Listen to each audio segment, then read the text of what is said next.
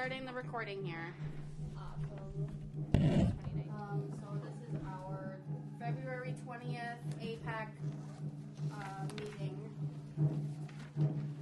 Just to set the recording off here.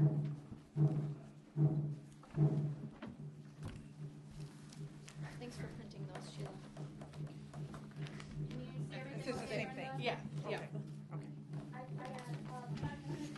just requested that. Yeah, I think they gave it to us at the last meeting in January. Okay.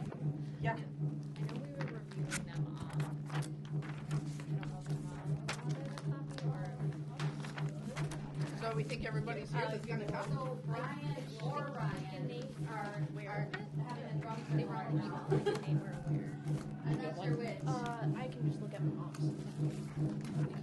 I think Nick has class on Thursdays. Oh.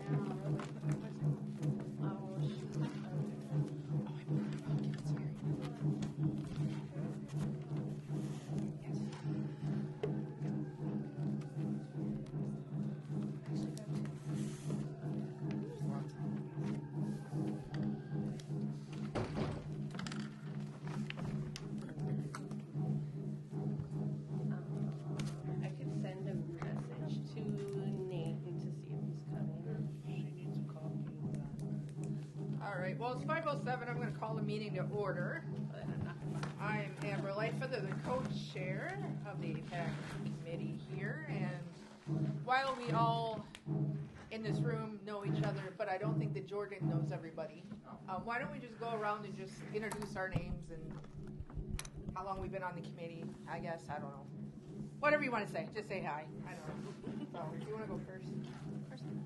This way, though? You want to go first? No. All right, I'll go Sheila. first. Oh, hi. Sheila White, coordinator for American Indian Education. Started. I didn't think you want to go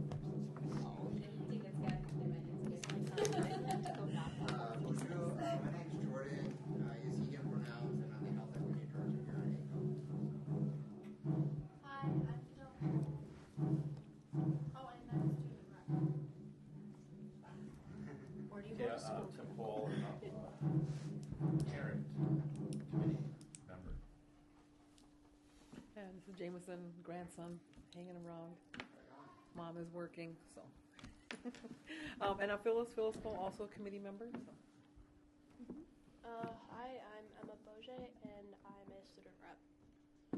I'm Amber Green Sky. I'm one of the co-chairs, part of the committee for a little over a year.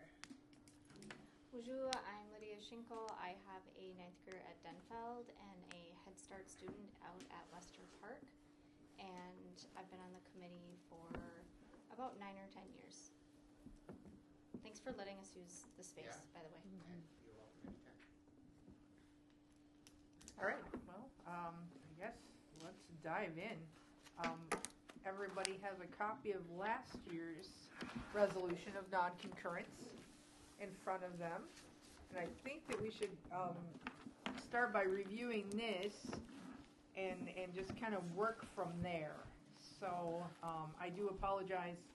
I am a bit frazzled today. What's that? We didn't. What? We didn't introduce. Oh, yes, I'm sorry. Who's online? You want to talk? Hello, everybody. I'm at home. Thank you for accommodating and taking up class really well. I have a kidney infection. Anyhow, I am the mature representative on this committee, and I've been around for so many years. I'm a really happy teacher for Duluth Public Schools. Thanks for having me. Yeah, nice to meet you. Thanks, Brenda. Forgot about you. Sorry, when I get a bunch of raindrops onto something.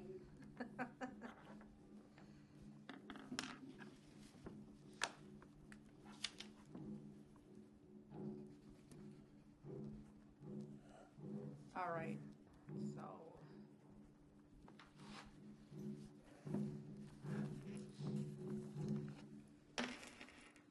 So the 23-24 response to the vote and resolution of non-concurrence, our recommendation recommended committee members tour sites with American Indian liaisons to get a better feel for what the liaisons do for our students.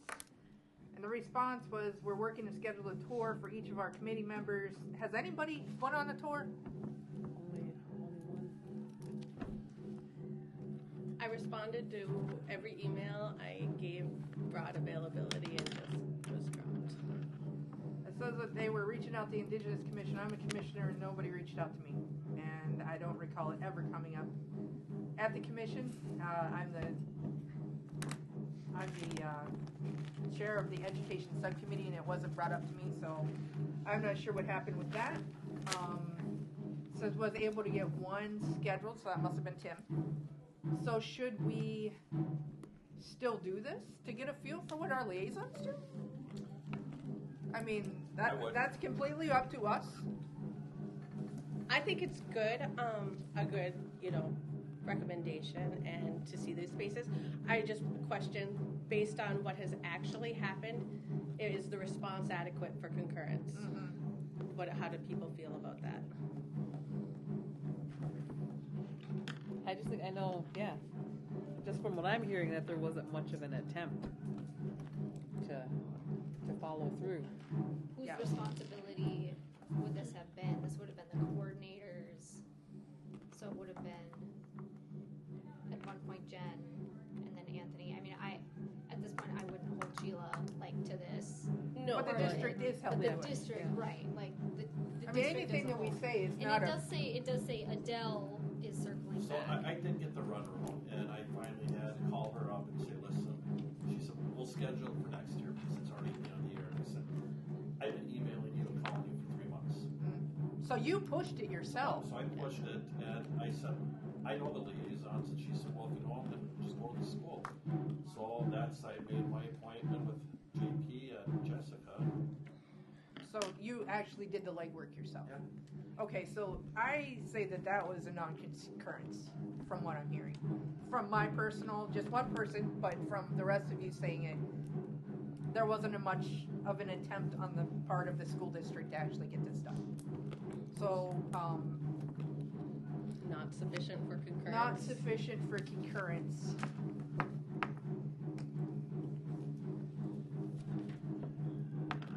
So my question after that is, do we still want it to be this, or should we modify that for what our resolution is, I'm just or our wondering, recommendation? I mean, are we still, Amber, because historically we use these domains. Did we fall away from that? I know that we used domains in the past, and I don't think that we had any of that available whenever we came Okay. up with these, Okay. because nobody could find any of these. And I don't know why they weren't provided, because they should have been school district property when the previous person left, and for whatever reason they were either put in storage or the previous person took them with them. And I don't know the backstory on that, so I'm not pointing fingers. I'm just saying that for whatever reason we didn't have them available. Okay. And so we had to come up with our own stuff. Yeah. And this was the best we could do. Yeah. No. But and, we I just think out of we that, still have to yeah. work off of this because this is what our stuff was last year. Yeah. And so I'm thinking that if we wanted to modify it, we should still keep, the gist of it. But I think that if we wanted to modify it, we could do that. Because this is ours. This isn't the district's. This is ours. I still would be open to touring all the buildings and sites where we have liaisons and American Indian education programming. I would feel like to see, I don't know what's going on at all. me personally, I would like to see everybody that is a liaison and tour what they do and hear what they do. That's what I would like. Because I want to understand what they do and how we can support them as a parent committee. Yeah, it's really nice to see. I've only gone to see, I think, 3 so far. And it's really nice to see them interact with the students and they're coming to write to them and, just I would also like to know how comfortable. many students are they responsible for in a day? I want to know these things. I want to know what they do. And I really just want to be supportive of their job and maybe even make recommendations to the school board based on what they do and what I see Yep. as a parent that wants to see our kids succeed. And we've I been did able that to do last that in the after I past. left, because I met with JP for almost 2.5 hours. So I did get the lowdown on everything, how many students he works with, what his desires are. You know, Good. Jessica was the same way. You know, it was very detailed. I took notes. I wrote. Do you still have these notes? I gave mine to Jennifer, Okay. and she was gonna hold it or use it for this. I don't. She know, might have but- turned it into somebody higher than her, and she might not even had it anyways. Yeah, the concerns, how many students were, you know, what their Yeah. struggles are, the benefits. It was good. You know, so yeah, it was about 4.5 hours between the two. Okay. It's something you don't go into the school and you're in and out. No. There's Oh, way- no. I mean, Especially with GP. yeah, you meet the students that are in the room and see their struggles, you know, what, your ears. And that's, so, for me, it was, next on my list was Suzanne Miller. Mm-hmm. But with her being between two schools, it was hard to hook up. And, I did the footwork myself. I wasn't going to wait till this year. Yeah, maybe we should try to coordinate a little better this year if we can and get this done and just Yeah. I went to the principals and they were like, okay, I said I want to meet with you, and they were probably wondering why. And I'm going to meet with the liaison, so set it up right away. okay. So So we should be able to do that through you then and get it all yeah. squared away. Okay. whoever wants to go. So Well, and I wonder how, like, if there's certain parameters around, just with like student privacy, if there's certain things that, I mean, scheduling a time so that that liaison can have time, but there might be certain things that we can just discuss with them versus like seeing what they're doing, just because there might be some student privacy things that we have to respect. Yeah. And that's how my time was set up. So I spent time with Jessica, did our list, and then afterwards she had the students every week come in to see, so she could, you know, show this is what I'm working on, but this is where I'm lacking, where I need more educational supplies, or another person, an elder here to help storytell. And so I was able to see the one-on-one, you know, with her. And JP was the same way. I was in his room, then I was out, then I was in his room, and then I was out. I mean, he had me everywhere. well, but that also gives you a feel for what they're doing Yeah. if they have to kick you out because there's a student there. That, I mean, so I think that makes it more real Yeah. and gives you more of a feel for it anyway. and I was also able to see what the other teachers are doing to help out. Mm-hmm. You know, which I appreciated because JP does have a large load of students, you know, to work with last year. So it's something, yeah, that we should be doing Amber? as a committee. So I was just wondering, I know Denfeld had its conference nights. Is conference nights concluded at all the sites? Does anyone know? Because that's an ideal time to take this tour, right? Students are not in there, you know, staff is already, you know, should be available for that type of thing. Well, as parents, we're allowed to go in and watch Yeah. classes. I mean, we might not be able to be in there whenever they're doing like their one-on-ones, but we are allowed to tour the school and watch classes. That's within our purview.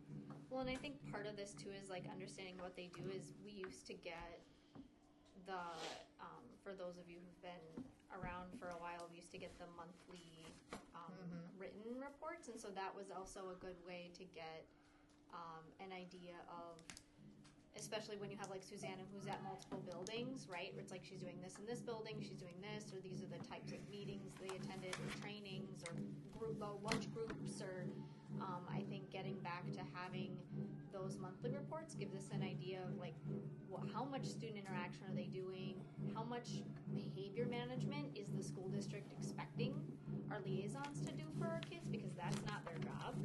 I did ask for that several times, and I was told that they don't do that anymore. It takes too much time. I'm What, the creating report? a The template monthly for them reports? to use so that they're all the same. Because some apparently were handing in big long spreadsheets and then just unformatted. So Some are like half a page of a bullet point. yeah, So- or a couple sentences.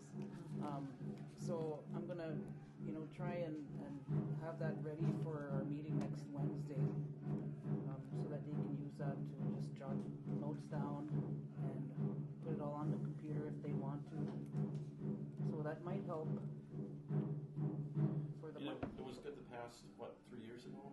I think that's when it just Yeah, dropped off. yeah, I We're not haven't getting seen all the reports anymore. Yeah. Or certain liaisons were providing them and Yeah, on a monthly Others were- basis, Yeah. and then all of a sudden it stopped. I think, Jennifer was trying to make it into a standardized format, because you're getting, doesn't it, Amber's got another pen. there it is. So it's just trying to have something, that all the numbers are really formatted, to make this easier for everybody to understand. This was my pen, she needed.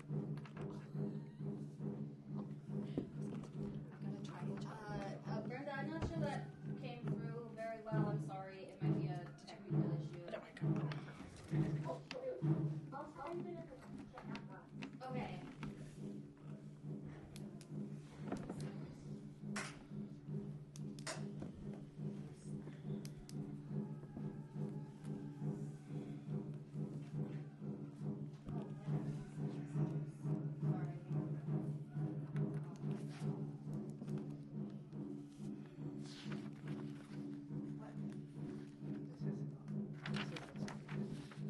Jennifer Garbo was working format for the liaison to use.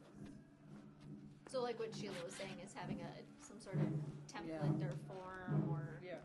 a standardized. Yeah, something easy for them to fill out.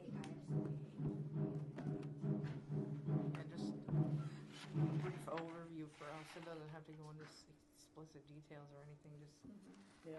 Or literally just tally marks. How many students I work with. Yeah. so we Yeah. want to Parent keep it contacts like I've this. made. That we still want to do this and get a better feel for what they're doing. And then if we do get the monthly reports or the reports that we get at AIPAC, we still want to go see what they're doing in person. Right. That's still what we want to keep in there.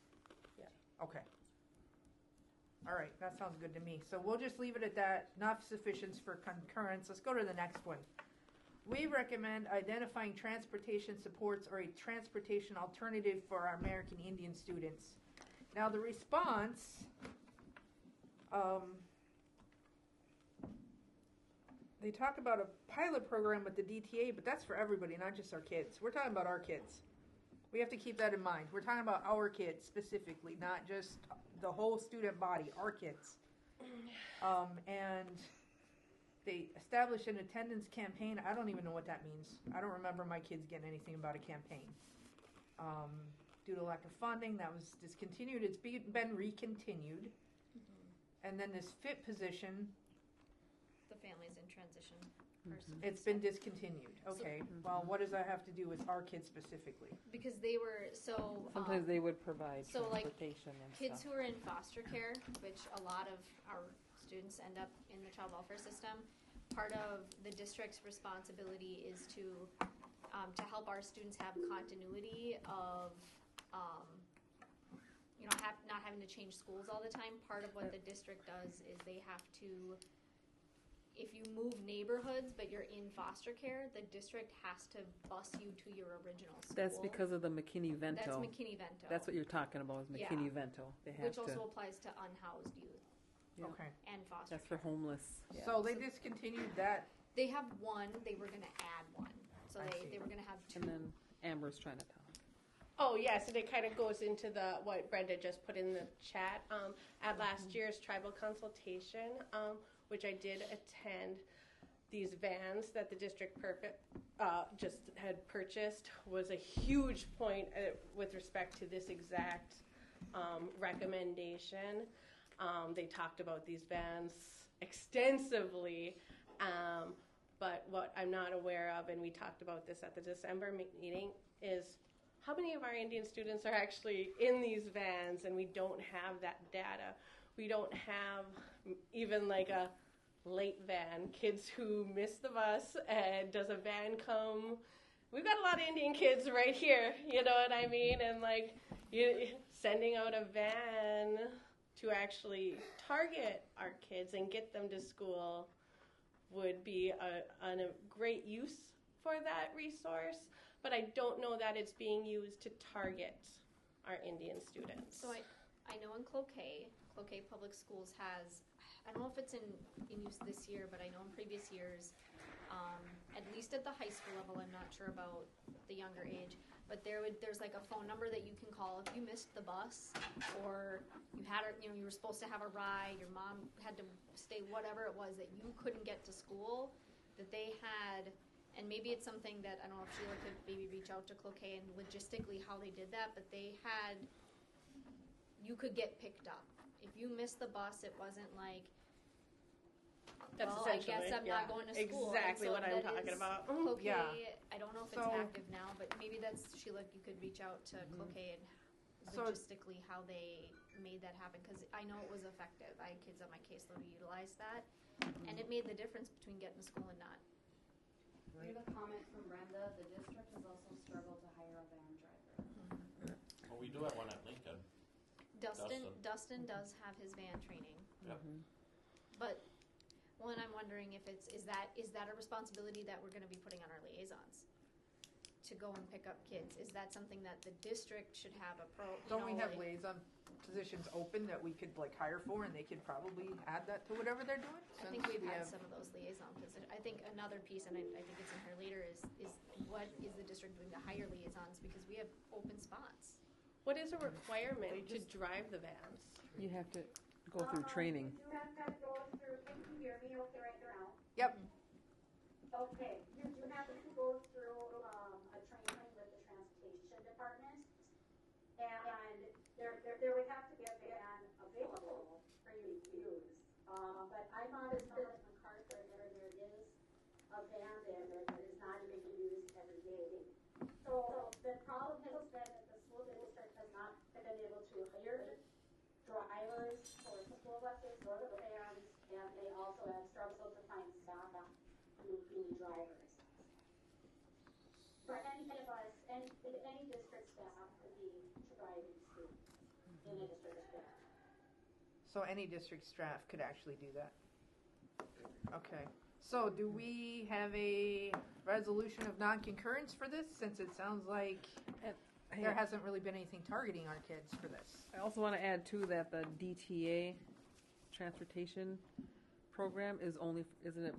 Only for high school it's for students. Denfeld East, and then like ALC and AEO, so it does not apply to middle schoolers. Yeah. Who I think definitely could be utilizing that. Yep. Okay. 6th, 7th, and 8th graders, they can take the city bus.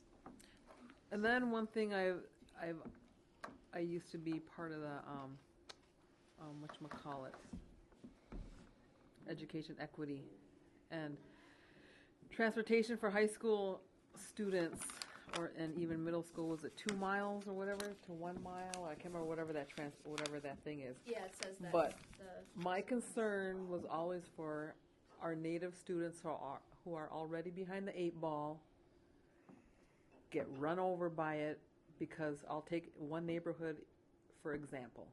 The neighborhood that is out past Raleigh, that subsidized housing out there on 68th, 67th, that is just outside of the 2 mile mark. That is a heck of a long way for those kids to walk from there all the way to Grand Avenue when it's 5:20 below out to go catch a city bus. Mm-hmm. That is not going to happen. I don't know. Our kids are high risk for being abducted Yes. and trafficked. So, And they're already at risk. And I don't know. That just bothers me. Did they change it? But they changed it, right? 2 miles to 1 mile. But Yeah. even a mile is. Yeah. So, but our students, we can say that we want our students to not have to walk that at all. Right. Yeah. We can say that we want our students to not walk it at all. That's what we can do. That would get them there. That would improve attendance. Okay, That is a real thing that we can impact. I will not make my children walk. I am sorry. I don't care if it's a balmy 80 degrees outside and they love it. I don't want my kids to be If it's too possibly cold, I don't taken. make her walk. 4th and Lake is a dangerous intersection, and people go off, cars crash right there. If it seems too hazardous to even stand on the sidewalk, I don't make her go take the bus.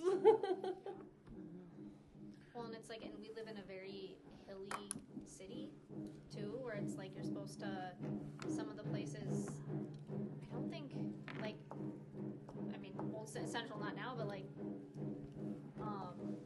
Lincoln Park is up that hill. For some people, that's a long walk, and the main road is not the sidewalk. No, you have to go. You have Up to into go. the neighborhood You have to and go walk. up through the neighborhood and through the back. So even if you got off on the bus, there is not a safe way to navigate. Just like from where a car would drive up there, there's no sidewalk there, and so they would have to take a bus, go through a neighborhood that they're not familiar with. There's no like direct route for a student to get up there that does not, if they're not familiar with the neighborhood, which kids who go to Lincoln Park live in the Fond du Lac neighborhood, who live in Gary, right? Like it's not just the neighborhood kids who. Yeah. So They we live in the walk- hillside. We walk for activities up to Lincoln. When she's had the car, so we could all on that walk. And it's a gray area between that neighborhood up to the school. I know it's very. You don't know where you're going until you get right up there. Like you don't know where you're going until you're like a block away from the school for where you're supposed to be walking. And so it's like, is that really accessible to our students? And it's like, that's the low income school. And they paint arrows on the sidewalk. Oh, and then remember They come off in like 6 months. In the winter. And then another issue, I just thought about that. It says creepy. Remember when Riley was in 6th grade and she tried to walk back from school? And she got scared because she said, I saw this car come around the block twice. And I ran home and she lost her glasses because they were in her pocket. But yeah, I forgot about until you mentioned that, but yeah. Yeah, well, Sam got jumped walking home. So I would like to do that this is a non-concurrence. And instead of just saying identifying, I would like to enhance that and say that we don't want our students walking what they have suggested in their response. We don't want them to walk at all because of their unique safety needs as American Indian students. Well, and a mile is 12 blocks. A lot can happen in 12 blocks. So could we say something like, could we alter that to say, create an action plan to target American Indian students' transportation needs? Absolutely, because of... I think that's fantastic. That's a concern of a student level too. If parents have a way, I hope you can hear me. If parents have a way, or even kids have a way to let their liaison know, or something, that they know us, they will come with whatever the issue is, and they please help us getting to school. That would be fantastic. Does anybody know, because this is for high school students, does middle school and elementary, what is that, quote, walker distance for like a K-12 or a K-5 student? I don't even know. I think elementary school is pretty close. It's like half a mile or something. That's still six. no. That's still 6 Oh, blocks. hell no. That's still 6 blocks. Am I kidding? It is. You never get walked that. And then I think for high school, it might be a mile and a half. Yeah, well, I don't want our kids walking if they don't have to make sure they can get to school and get home safely. Do you have something to say, Jordan? Go ahead. I just have one concern with what you said around Okay. the action plan, because often action plans get created and nothing happens. Okay. So I would just try to strengthen that language some to Okay. hold whoever it goes to accountable to say this is what, put time frames in there.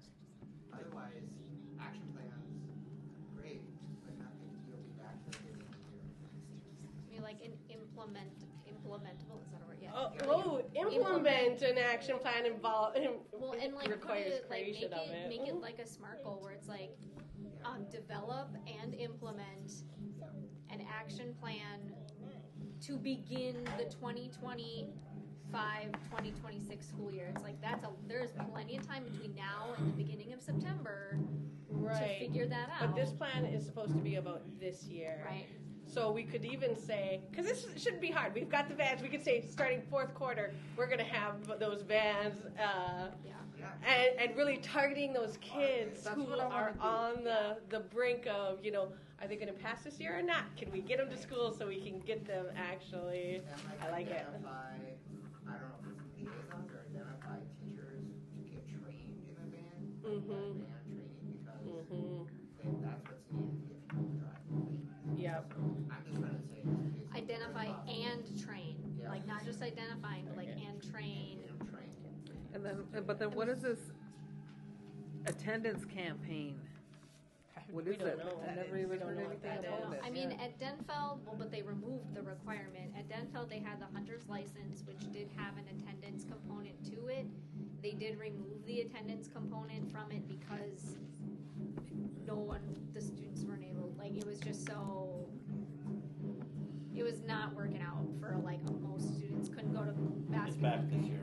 So I would clarify what, No, what the the attend- attendance campaign is. Yeah, attendance- we don't know what the attendance Yeah, they suspended campaign it first is. semester, and then they restarted it second semester, but they changed it a little bit. But that only applies to Denfeld students, and that doesn't apply to only our students. That's a school-wide program. Yeah, I don't accept their school-wide programs. This is our kids. And I'm not gonna let them get off on that, I I'm mean, sorry. like, I'm glad that those programs are in place, but also, in addition to.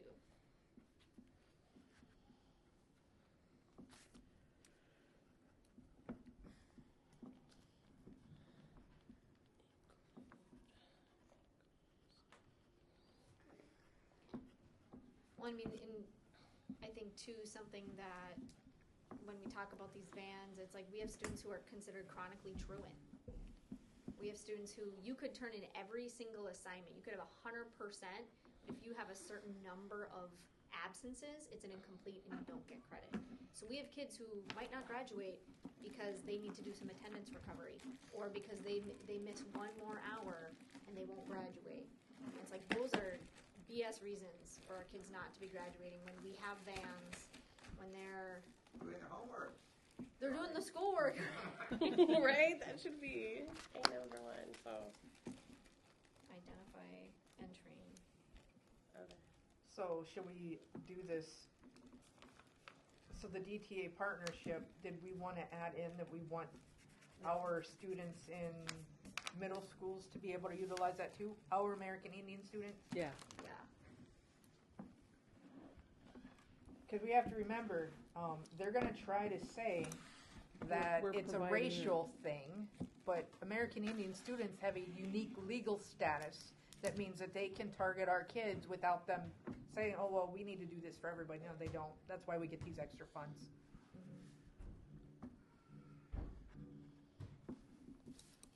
Has anybody been on the bus lately? What bus? DTA? The DTA. Oh.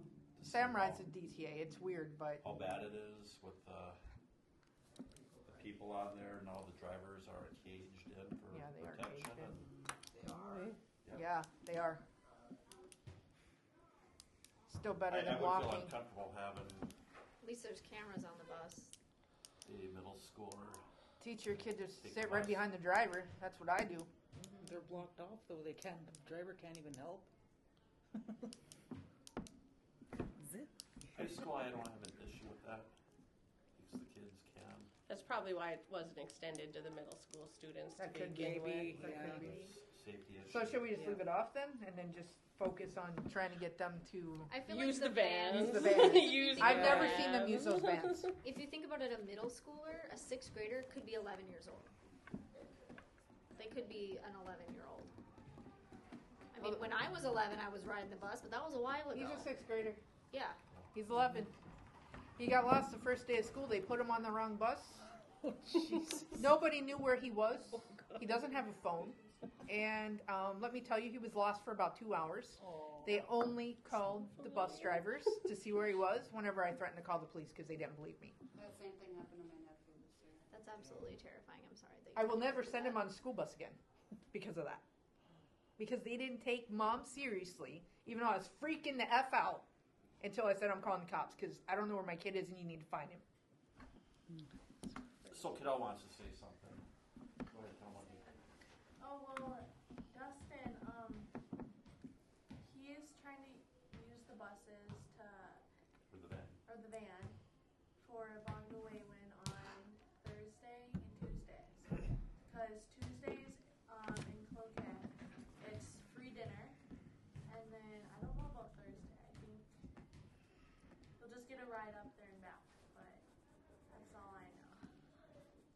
Oh, that's really cool, actually. That's a good, you know what I mean?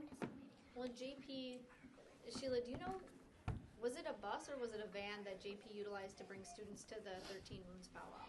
Oh, I think it was a bus. I thought it was a bus. Okay. There was a lot of students. And driving a bus, that's a different level. Yeah, that's Yeah, definitely a That's different. a license classification. Yeah. That's more than just That's a training. expensive training. Okay. Do we want to move on from this one? Yeah, I like implement. So we're identifying and training drivers because that's an actionable thing that they can demonstrate. And then, was it implementing, like, do we want to call like a van plan? I would say, I would just call it an action plan by that fourth quarter. targets American Yep. Indian students, that is in place by the start of fourth quarter. Yeah. But I want to put in there the unique safety needs of our kids. Yeah. We can do some wordsmithing Yeah, at yeah. the end of this. I want to get this done. Okay. So, recommendation. We recommend professional development for all staff with respect. That did happen, I believe. It did. So that would have been concurrence. And I think that we'd like to see more of that. I'm sorry? Kinda. Okay. I looked at, I can't remember the staff development activities were, I think it was in November, this past fall, and there were a lot of American Indian components the American Indian component is required now by the state of Minnesota, which is required. So somewhere within 5 years, there's a project created, or by the licensing. So somewhere within the next 5 years, all staff, all certified staff, you have to have American Indian cultural history, at least 1 hour of training on that. There could essentially be 6 at the state level, but that's not to say that at the district level, you could certified and not certified.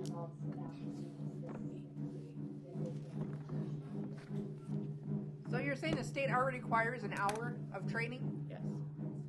So should we, every 5 years, so should we ask for more than that?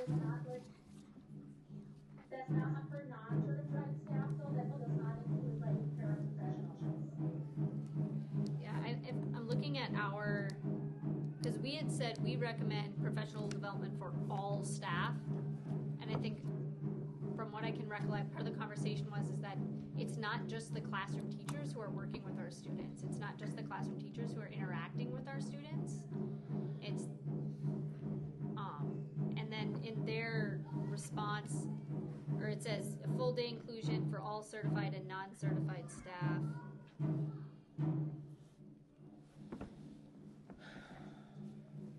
That is what we did then, November, that was for certified and non-certified staff. And that happened in November, you said? Was it a required staff development day? I think it was either in October or November. Okay, on here it says, because I think they had it on Indigenous Peoples Day, and I think, because I remember asking Jen and Gray if they were involved. Gray said they were, Jen said she wasn't, so there's a little bit of conflict on if our Indian Education Coordinator was even involved in that PD process. I think we asked it in one of those November meetings who recommended the. Do you remember they recommended somebody? It was Jeremy Ruff. Yeah, they recommended something. Some of that PD. They brought some people in from Hawaii, and I think Nate actually did that piece of it, but I don't think that the Indian Ed program was actually involved a whole lot of that, and that would be really important. That should be. To see that this is being vetted by your Indian Ed department as well. Yeah, because I hate to say this, but somebody from Hawaii doesn't know quite as much about the people here. To be able to didn't quite hear what you said there. Okay, we've been told Wasabikan isn't under the Indian Education Department, so that's still a separation. So state mandated is 1 hour every 5 years, and like this was a full day, of training. Is that what, Brenda? Was it a full day? Was it just Indigenous based? It was not only Indigenous based. So like equity and inclusion issues. But it was a district-wide training, and there was a large Indigenous focus to it. Okay. And we did get some feedback from MD and the plan actually specifically talking PD opportunities. It says when providing PD opportunities for staff, please ensure it meets the criteria listed on page 14 of the American Indian Education Aid Program guidance on our webpage. Also Title II, Part A can fund PD for teachers. So just making sure that other funding streams are targeted first and that we are not supplanting what the district already does. So maybe including that as kind of in that recommendation, not supplanting PD. We should just say exactly what the state says then. Okay. And say supplanting. Paste and copy part of that. I think that Yeah. so They already our wrote it Indian there, Ed, though. our Indian Ed coordinator should absolutely be involved in this. Yeah. And Yeah, I'm meeting with her tomorrow, actually. okay, For good, more training, yeah. good. Because I think that we have a lot of local people that could Yeah. do good training, that would know these things, and I think that would give us better insight into our students, because if our local people are able to and available, I think we should utilize them first. Well, and I think too. and Flying in maybe- somebody from Hawaii is kind of, it seems like a little waste of funds to me whenever we have people here that can do it. I mean, I don't know. That's my opinion. I think part of that is that there's so much language revitalization in Hawaii. They're one of the first nations to really kick that off because of their connection, like with the Maori in New Zealand. Oh yeah, yeah. So I'm happy to like grab onto that and be part of that movement. But I understand where you're coming from, where it's like, do the kids know that? Do they know how important that is, or are they just like, whoa, Hawaiian, like that's cool?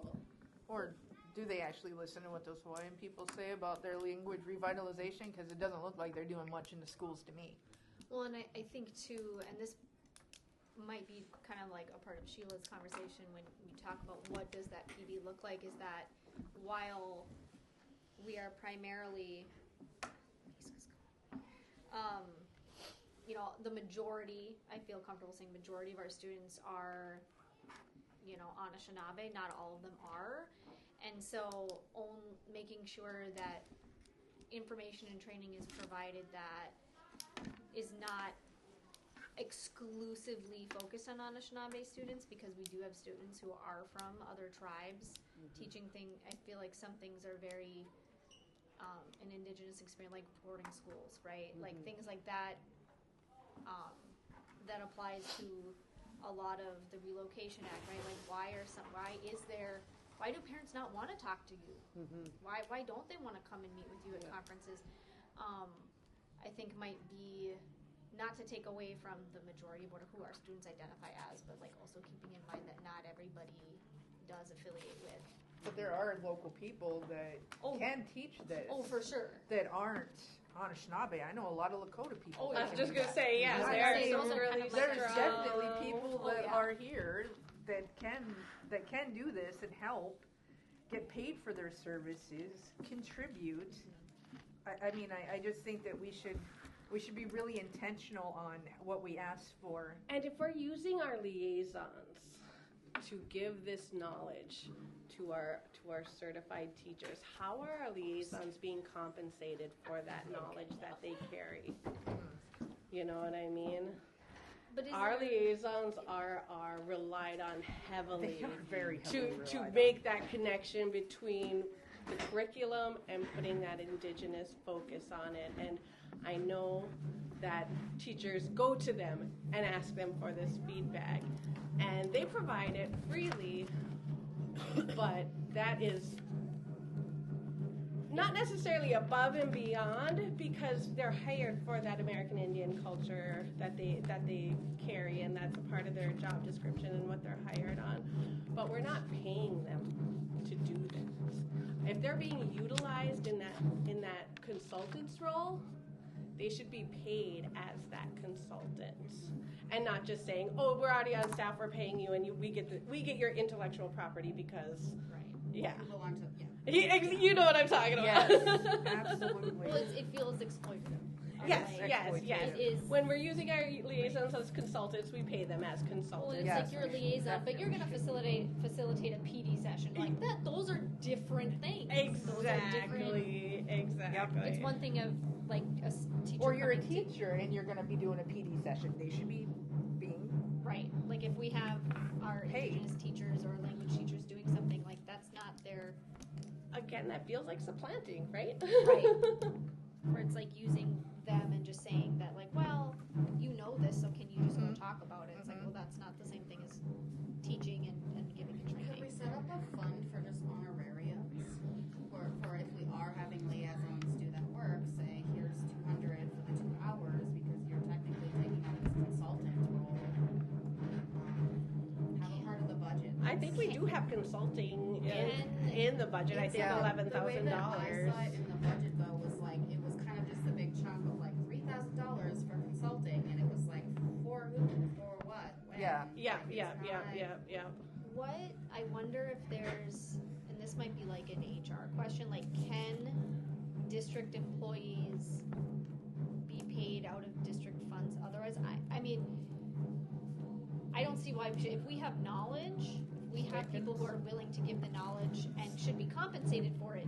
But I'm wondering, like, is there anything that we would need to like make sure that we're not violating? We'd have to look at their contract. Oh, Brent.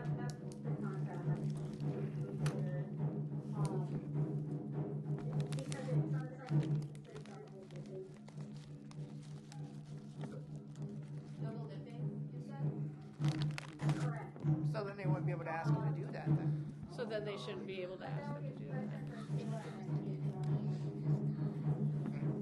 just say something? I think it's a unique situation because Indigenous community members have knowledge and are even knowledge holders, but I think you can create a policy that specifically lays that out and not one is created because some people don't have that knowledge and some people that, right? So it's we face that here too. Policy. So you're not double dipping, but you're being very clear on what your role is and when you're on that role. So they're not on the clock. Yeah. They're the Yep. consultant at that time. That's then be the double dipping part. right. The contract. Because this is already what they're doing is outside of their contract. That's right. Yep. So then it's a clear distinction. I think you just have to make sure that distinction is there. Yeah. Okay. And that might be like an HR. And that would be Sheila in But I wouldn't HR. want our staff who have these unique knowledge bases to be like, well, you have really great knowledge and we'd love to compensate you to train our people, but you can't and we can't because you're a staff. Like that doesn't feel right to me. Like if we can compensate somebody for their knowledge and to teach our students, just finding like the right way to do it, And what if they were drummers, right? right? What would happen then? Well, I know Can't sometimes just not pay them. Exactly. Oh, Well, and sometimes they have to do like become a vendor for the district. I've seen that where there's times where people have to be established as a vendor through the district, so they have to have like their social security. I think some of it has to do with how much they're being paid. There becomes a point where there has to be like tax. Well, any amount they have to set up probably a vendor because you need the W-9 for auditing purposes.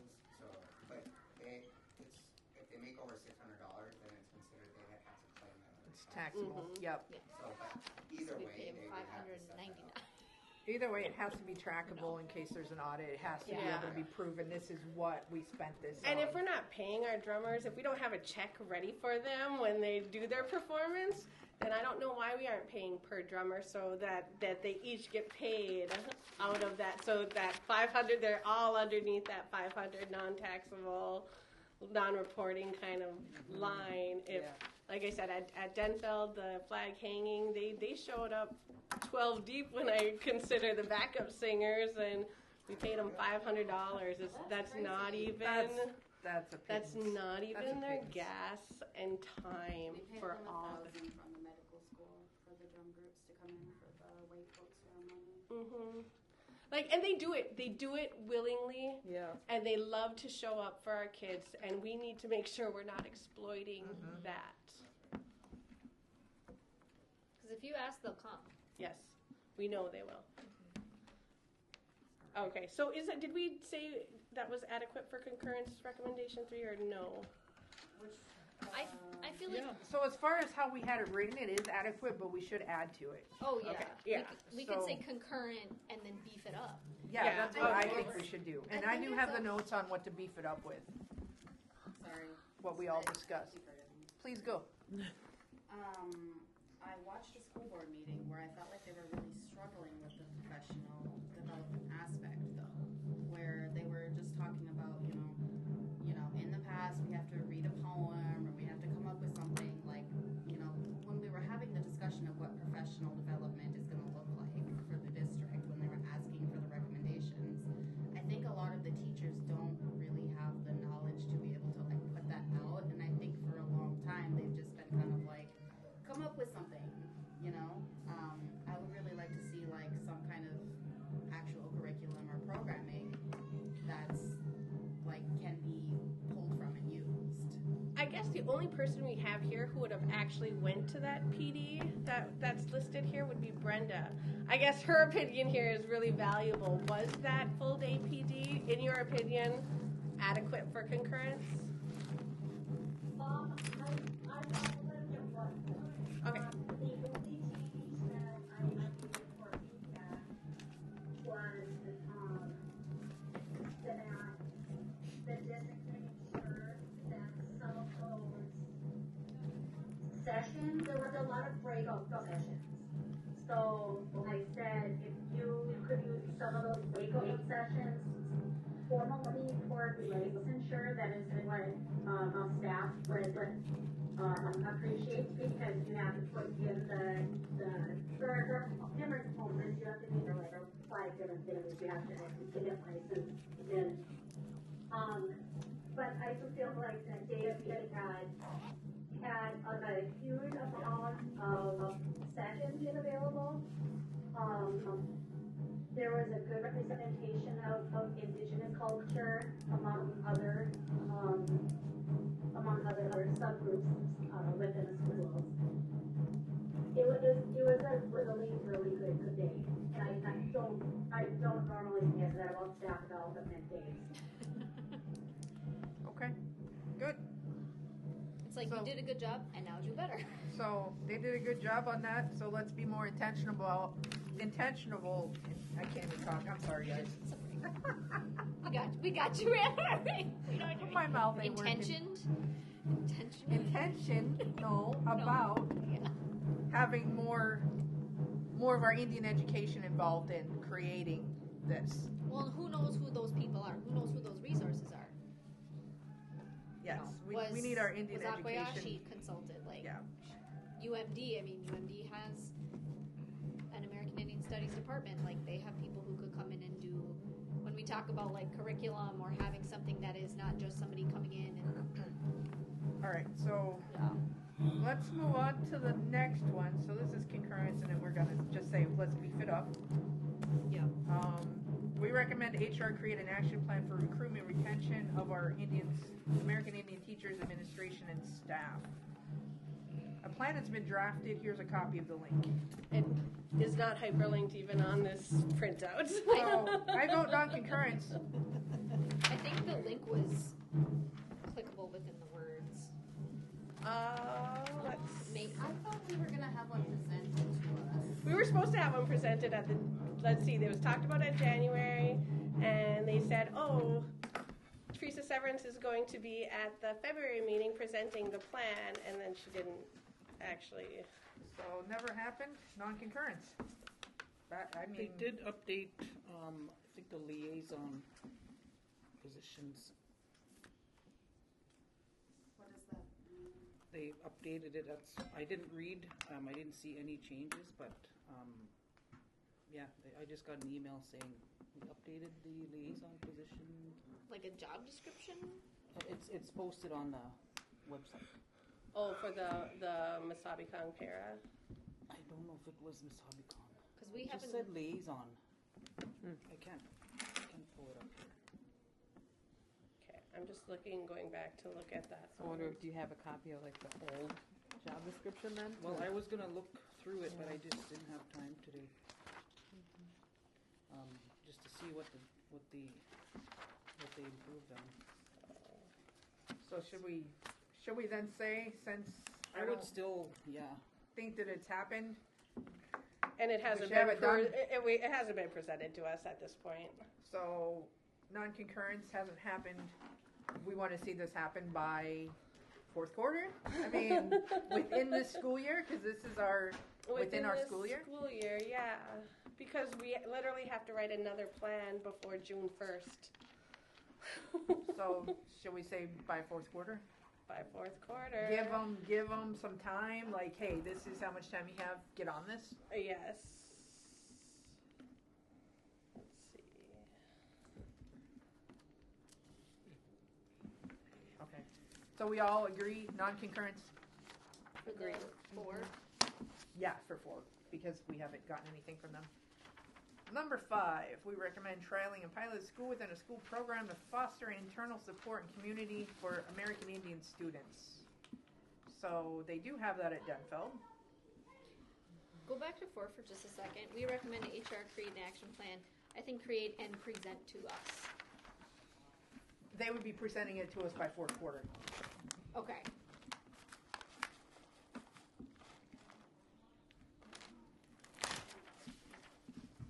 Because just putting it randomly on the website without anybody knowing. Because I'm not what gonna go in there their and look original for it. response said they were going to try and have that completed by the end of last school year. Mm-hmm. And now they're saying a plan's been drafted, but we don't actually see it. Yeah, well, nothing has intentionally been presented Shared to with us, us, yeah. so that's what we're think gonna we're ask for.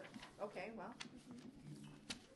Yeah, I'm looking in the live document from the minutes and stuff like that. Is it linked? That's what I was just looking That's for. what I mean, but even if it is, that's not the same as HR coming in and letting us yeah. ask questions. Yeah. Okay, moving on. Why don't, instead of saying action plan, meet with HR on a certain day to see what they're doing about. Well, or consulting with Sheila about what do we need to retain our staff? so, If HR is just making a plan, do they have any idea what our staff need? so to then stay? could we say, consult with Sheila, and then after doing that, can create an action plan, and then present it to the AIPAC committee? Or Title VI. Or Title VI, or Or whatever. all three of them, actually. Because I And do the think that community, Sheila should be this Presenting consulted. to parent committee. I don't know, Yeah, because it really should be So- presented into the community, and that would be a nice thing at the annual open public meeting for Title VI. I just feel like it's a little bit awkward though, because what it really comes up to is asking the Native employees, why did you quit? Yeah. What was the problem? And then they're not gonna be allowed to talk about the problem. Because I think the policy of the district is just deny, deny, deny. So however many of these staff that have quit, that's their problem, right? And then recruiting them and maintaining them.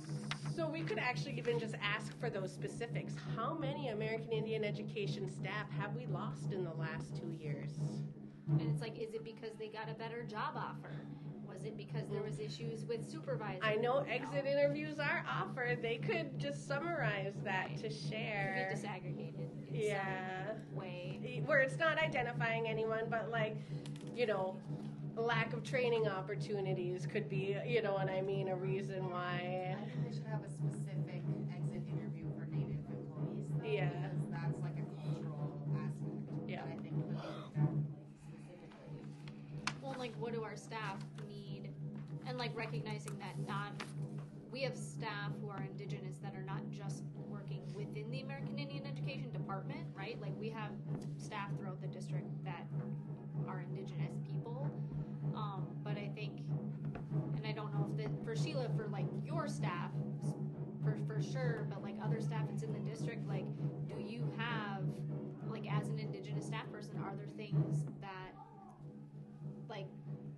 they want to leave, or what would help you stay more? Those kinds of things. Do we have affinity groups available to staff too? Nate may be a good resource for that. We do have affinity groups. Oh, we do have affinity groups. Thanks. Take. I can't find that email. I'm just. You ain't received it.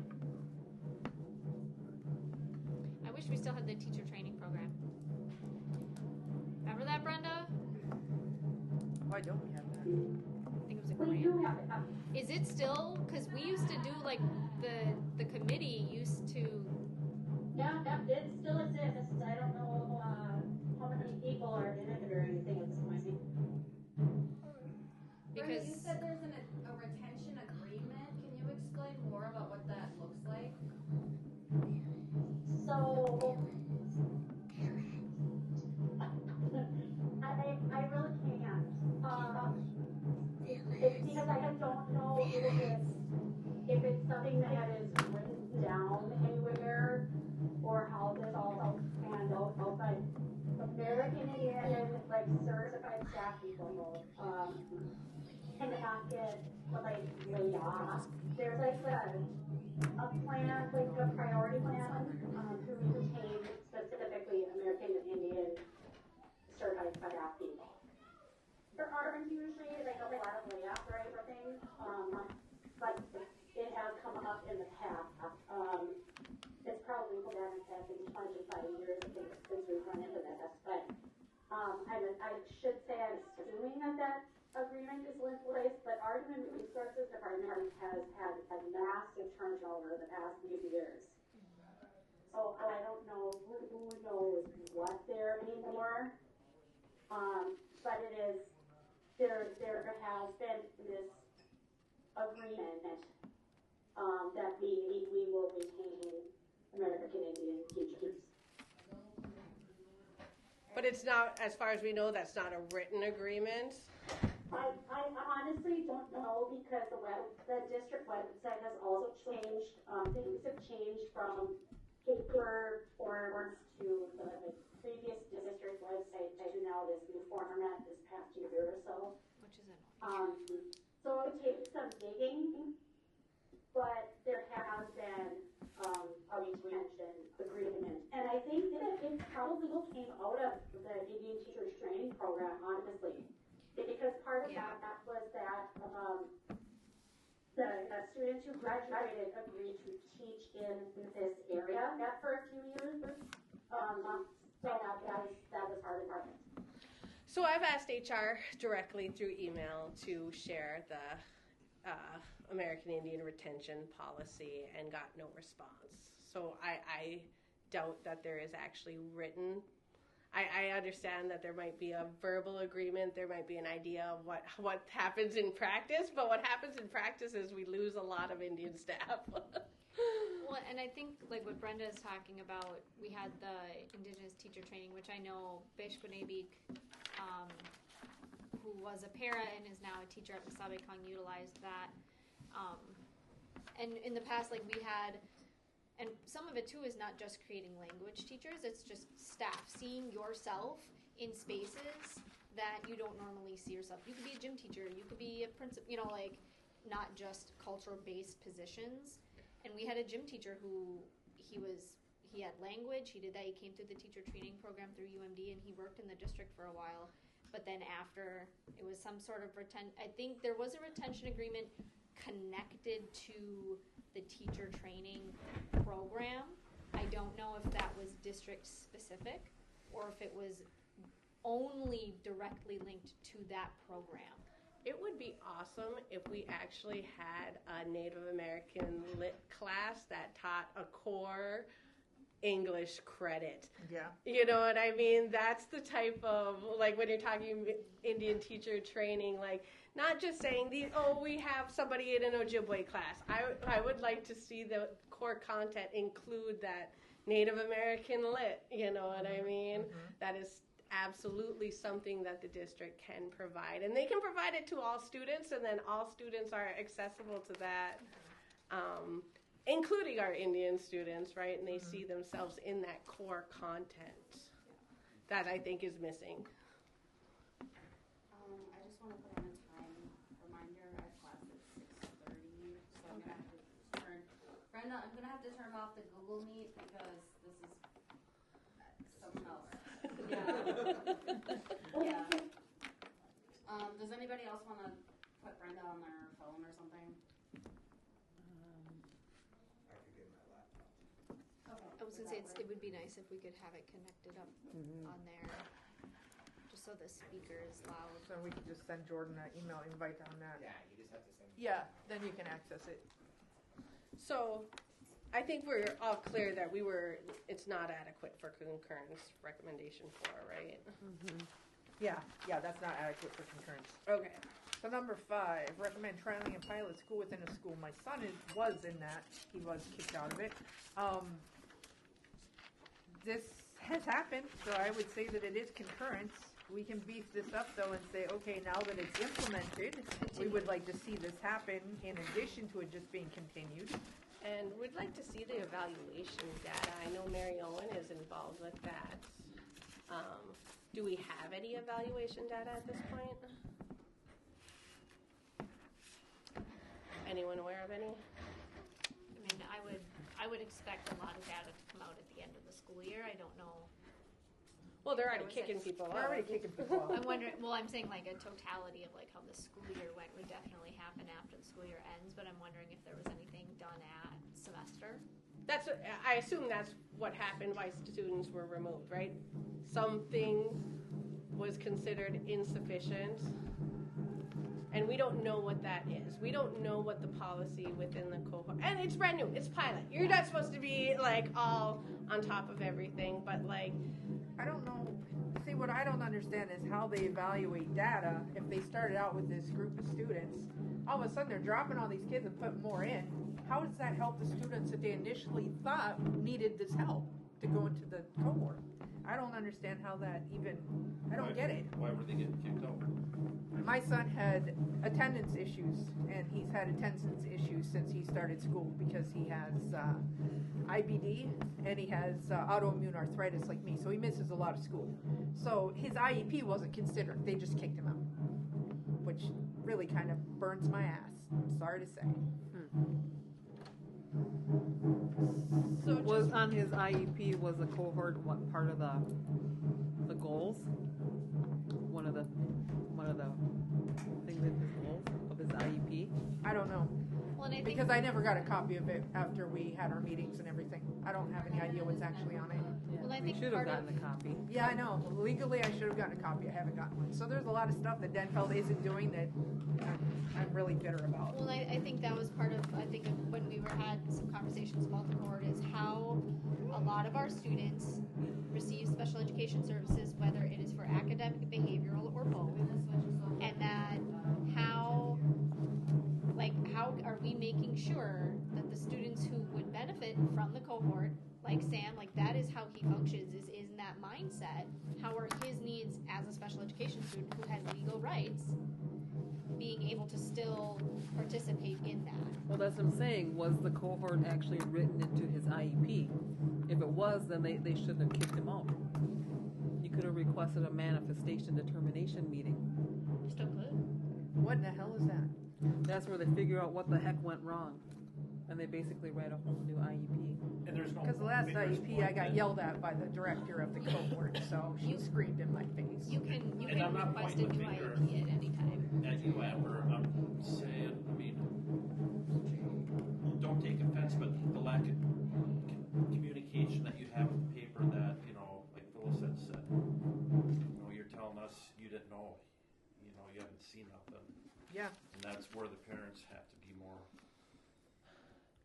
active.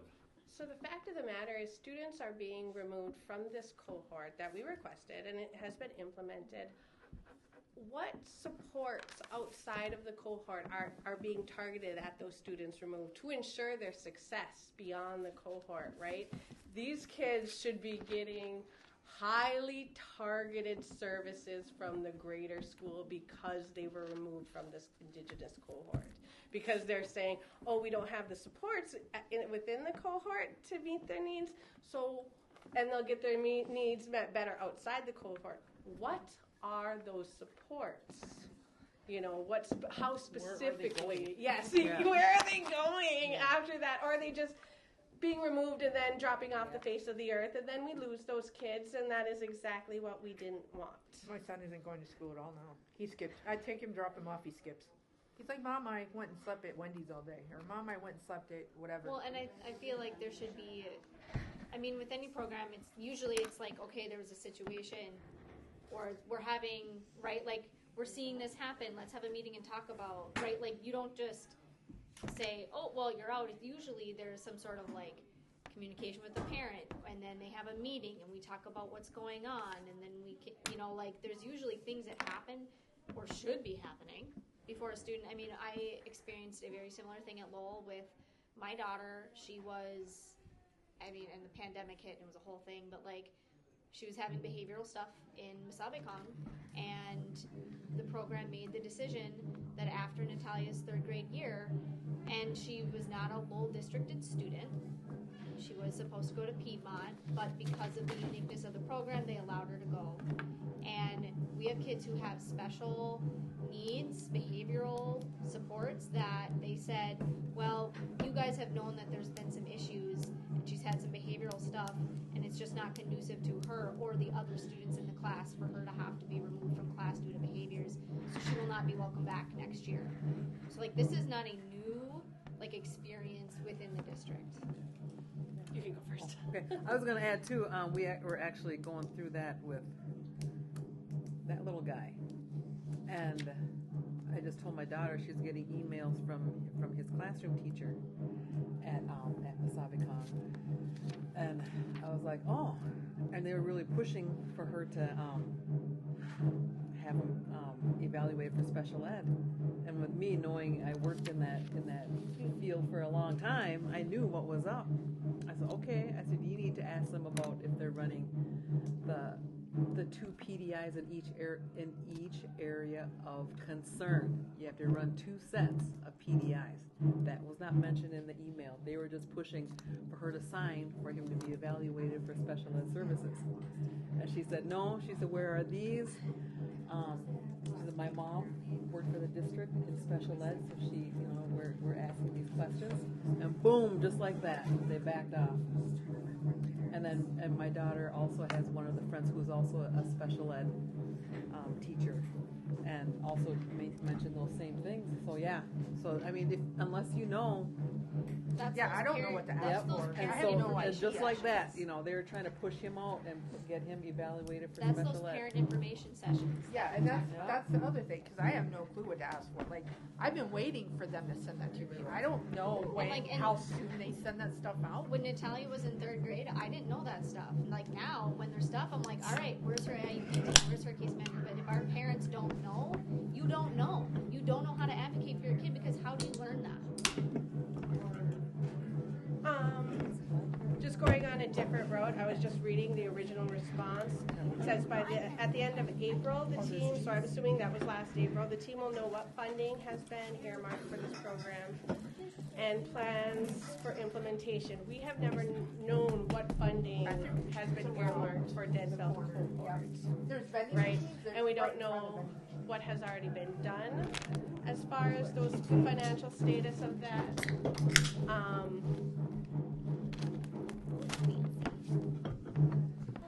So just the fact that we have a cohort, are they being funded adequately?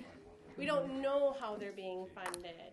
And apparently, according to this, they were supposed to do it at the end of April. So, for example, what we heard at the December meeting is they were wanting chairs for some of our, They're high schoolers. They having fit in tiny little plastic chairs. Having an appropriate size seat makes you feel welcome in the class, and you are more likely to go to class if you have a seat you can fit in. That is absolutely 100% what these funds are supposed to be for, you know what I mean? So I don't know how much money has been allocated to the cohort. I don't know how much they've spent. I don't know how much they have for the rest of the year.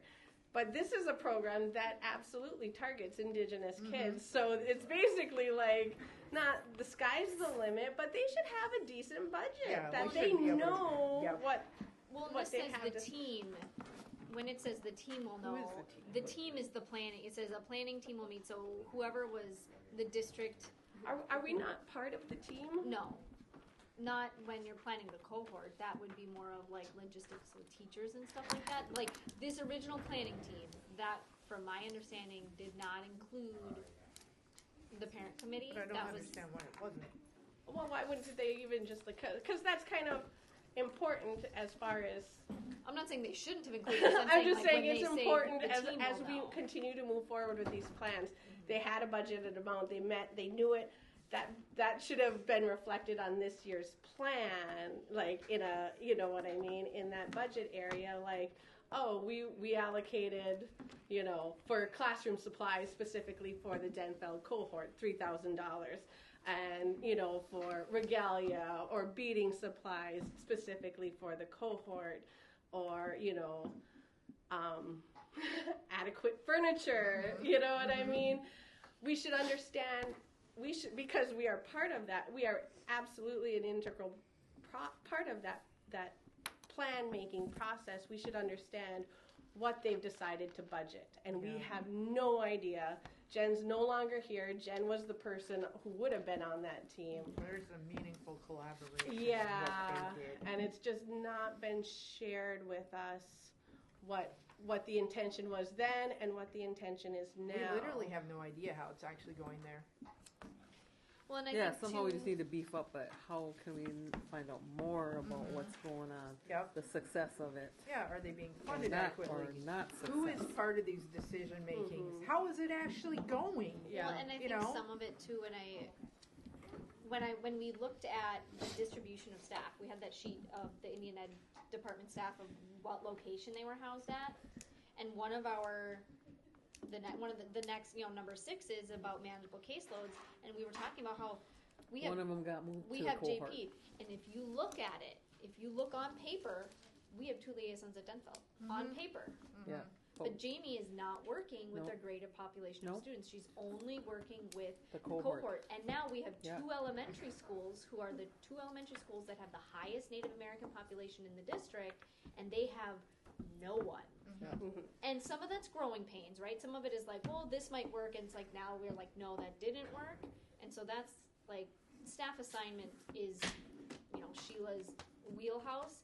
But I think that a recommendation could be that like a dedicated, if a para or whatever role Jamie is supposed to be fulfilling within that cohort, that is its own position, because right now we have 2 whole schools of students who do not have anybody to go to. So it's like, is someone to fill Jamie's role in the cohort necessary? And if it is, we need to be hiring somebody specifically for that. We as in the district needs to hire somebody. And Jamie needs to, Lowell and Myers-Wilkins need a liaison. And Jamie is great with, like, she did amazing stuff with those kids. And so our students, it's like, okay, these students are getting it, but now we have 2 whole schools who have no one.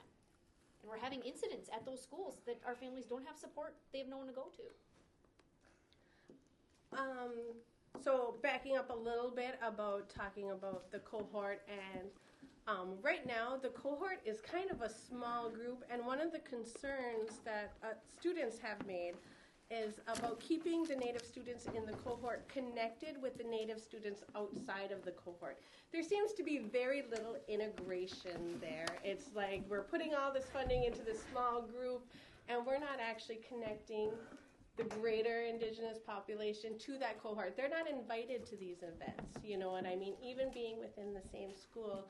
And that's some place where we could provide funding and say, no, this dinner is open for all indigenous students, not just You're the saying cohort. like a cohort event occurred, but then it was not open to the It was not open to, Okay. to Okay. the At other first I was students. like- I was like, yeah. Oh, Yeah, we had a no, nice I see dinner it. I see it. before Sam was kicked out.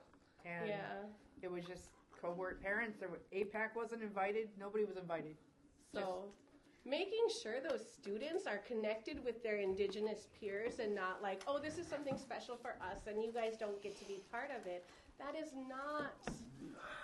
not okay or appropriate. And when I look at the budget, we have the money have to the budget to do that. support Yep. a greater amount of students, and even just like saying, you know what I mean, do you want to visit the cohort one day, sit in class, get some credit, get some seat time? If there's space, you know, there's outreach that the cohort can do, and it's a pilot program, and these are all, you know what I mean, just Well, this ideas. is part of but figuring out what our pilot program wants to look at and what direction it yeah, wants to take. And getting parents involved and other students involved is part of that process. You know, because something maybe they're doing in there they haven't thought of, and a parent or somebody comes in and sees us, hey, this would be great for this. I mean, we don't know what we don't know, right? So I think that Who is selected to be a part of the cohort? I know, like, because it was originally 9th and 10th graders, I think was originally, like, that's what it was intended for. We got a letter during registration time. Hey, we're going to have this new cohort. If you're interested, here's some informational meetings. If you can't make them, reach out. So I never got anything like that. I didn't get a letter saying here's informational meetings. I got a letter saying Sam was in the cohort. So it's like, how was that information communicated? Who is, quote, eligible for it? Are there certain criteria for, I mean, there are some students where it's like they need a smaller setting, like those students need to be in a setting like that, and it's like, are they being identified after they've been floundering in? We need written policy for how this and is. it's a first year, so it's like going forward, right? Like we had a first year, continue it with clarity or with more structured wordsmithing about how that looks, but continue the cohort, and then it needs to be more developed. So, okay, I guess. So as far as the recommendation, that did happen. It was in concurrence, and like this is what we'd like to see going forward for this. Yeah, concurrent beef up. So recommendation number 6, ensuring a manageable caseload ratio, which is what you were talking about. No. That isn't what you were talking about with those No, I'm saying people not. at I'm Myers saying. Wilkins, I'm saying not concurrent. Like, no, we did not meet. Like that was not met. So they did add 2 positions, but they didn't adequately manage anybody's caseload. They did. I've been told they did not add a position at the ALC or AU. I think there's a position open. So I think there's 2 different things between funding and having and actually hiring. And what did those hiring efforts look like? It's like, oh, well, we funded and we created a position. It's like, okay, but did you just post it on the website? I'm still going to put non-concurrent. Yeah, because they still are haven't not hired manageable. those. I don't care. Just because you have an open position and you haven't hired it, is that But enough our for recommendation concurrence? was to ensure the manageable caseload ratio, and they have not done that. Okay. So non-concurrence. And what does AEO stand for? Academic Excellence Online. Okay. So as far as the recommendation that the Indigenous Commission wrote to the school board on caseload ratios, it is recommended by literature that it's 25 to 1. And I believe JP's was like 125 to 1 was his ratio. So I still think that we should use numbers from the literature and say we need to get that down to the 25 to 1 ratio. So you need to hire accordingly.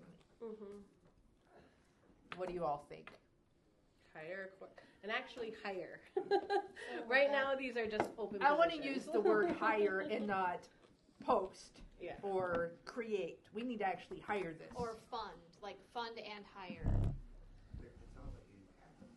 We do. We have the right, funding. like that was created. That was actually done. So we need to hire. Hire is the next step, not, we can fund it. Yeah. We need to hire. So hire, I'll find the literature that said the ratio should be 25 to 1 and I'll attach it in that. So would we have several liaisons at one school then? Because it would be based on the native students in the location? Yeah. It would be population Yep. based. Okay. Well, I think recently we did have the conversation about, was that Denfeld? I don't think it, within the last few months, about that a school has 100 kids, 100 indigenous students, and you have one staff, so it's like Denfeld. Are all of those students engaged? How much engagement is happening? Like, we may have some students who they check in once a year and they don't really want to work with the Indian Ed. We don't want to work, so it's like, I think some of it is looking at if we had more staff, would they be more willing? I was gonna say maybe it's because they know they're too busy for them.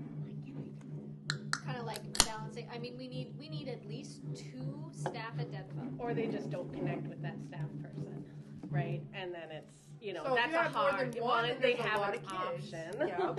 Yep. So when I met with JP, he had 8, 9 kids in his room when I first got there. And after the 2.5 hours, I mean, that room was full. Mm-hmm. And at that time, he was ready to hang it up because he can't reach out to everybody. Exactly. He needed another body. When I was in Dustin, he did another body too. He's got 100 students.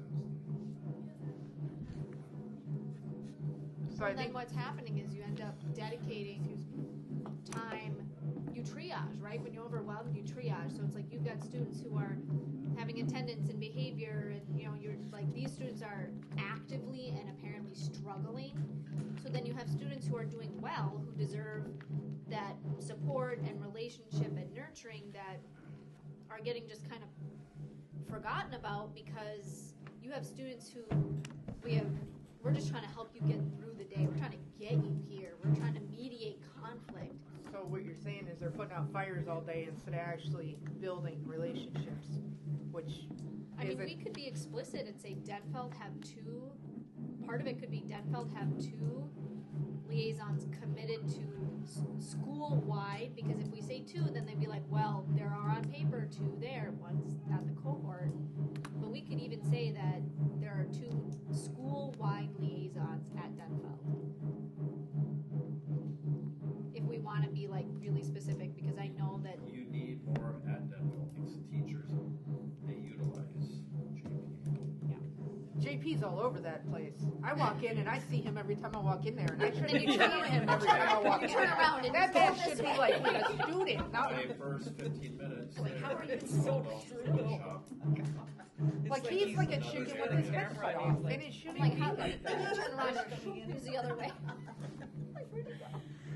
So Like, didn't I you still see think we should push this literature 25 to 1, because then that's going to force them to look at numbers and say, okay, the parent committee is really on us for this.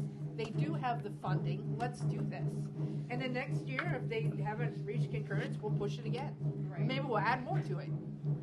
And I think even the premise of having one liaison at 2 different schools, it doesn't make sense. Doesn't make sense at all. It makes sense for the smaller, right? When we have kind of those schools where it's like Holmcroft, Congdon, Leicester, there's 1 or 2 students. Some years there's none, right? It doesn't make sense to have a person at those schools.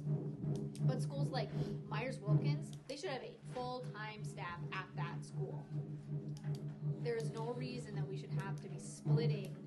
And like, at one point, Piedmont and Lincoln were sharing the same coordinator, or the same liaison. Lincoln itself could support 2. Yeah, they could. Well, and even when Jamie was at Myers-Wilkins, she didn't really have an office. No, was that's allowed another to one. That's of we asked for space. Yep. Yeah, Yeah, we got that in the that's next number one. 8. That's number And I 8. still don't think they have dedicated space. Well, they don't have there's not even a person there to dedicate a space to So, this year. okay. Can I just say something? Yes. It goes back to your professional development piece, in a sense, because you have 90% white staff within the ISD 709, right? It's not clicking for people. As a white person, there's an investment that needs to be made. It's not being understood. So when you're talking about doing professional development again, like there's got to be like this understanding of it takes time, and it goes back to your relationships, of building, cultivating the relationships with Indigenous students and their staff. And so somehow articulating that, I don't know how you would get that across. I'm sure you have over and over, but if there's any way that as an organization we can help you. I'm going to say this, and I'll check with Leanne later, but I mean, that's part, like, that's what we're here. I mean, we want to see young people succeed, and like, so I just want to say that, like, when I'm listening to you, like, somehow writing in, it's like an it's an investment, right? Like, you have to invest in not just the funding, like the actual humanity, the human time with these people. And you're stretching JP thin, and by that, that's an example of the need of that kind of attentiveness sometimes. That's right. So, I just wanted to say that. I'm not going to apologize. I think so. Well, I can tell you with JP, my son never went to see him because he never had time for him, and my son has dropped out of school. Well, and that's So- what's happening. Like, so then people are like, well, nobody cares. Well, and for some kids, like, all it takes is one person to, like, make a difference Yeah. between, you know, and I think having, I think, like, putting that literature about ratios. Lay out best you can, just lay that out. Well, I think we need to put in there This stuff isn't that they just- can't refute. Well, this isn't In just us addition saying to- it. It's like that's the like whole this thing. is like evidence based. Like this is what kids need to. This is what is considered because what was the word we used? Manageable caseload ratio was the 25 to 1. Yeah. You need to pull together data from somewhere else around, like, what that education performance on a national level, this is what they say, 15 students per, hey buddy. person. Yeah. First dating. Anyway, you can support that.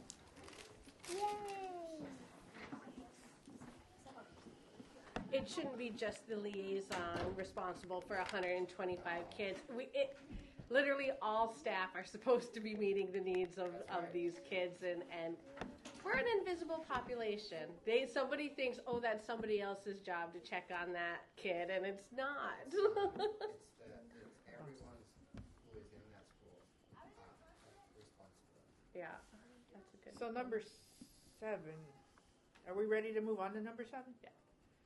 We recommend identifying a support person whose role it would be to collect and disseminate information regarding opportunities for scholarships, career training. And in here it says that they didn't get a grant, blah, blah, blah. Let's talk to homeschool liaisons. That's inadequate. I vote non-concurrence. I vote non-concurrence, and this is something that was again brought up at tribal consultation last year on the March 4th consultation date. They flat out said that's a school counselor. That's the school counselor's job. Everything in there. Your school counselor should be working with your Native students, checking on your Native students, and identifying. Literally, they should have folders of these scholarships that they are actively providing to our Native students. That is not the role of Indian Education Department. That is exactly the role of a counselor within the school. So does that then mean we should just take this out since it's the counselor's role? Or, I don't know, because I know that my daughter, when she graduated, I found out a week before she was to graduate that she was eligible to graduate. She graduated. They did nothing with scholarships, schools, nothing. So when I read this, I see they were trying to hire a position specifically to target these kids. They didn't get the grant, so now they're not even requiring their counselors to do this. I think leaving it in there and saying our counselors within the school need to target our American Indian students, especially those in 11th and 12th grade, to ensure that they've made this career learning plan, that they are aware of the scholarship opportunities, So that then they're that aware of shouldn't their say a PSEO. support person, we recommend That- ensuring that the school counselor Yes, does this? that the counselors Do we- are targeting our American Indian students. Do we agree that we should put this in here? Because I know my kids weren't. What did the guidance department present on when we were at the cohort meeting?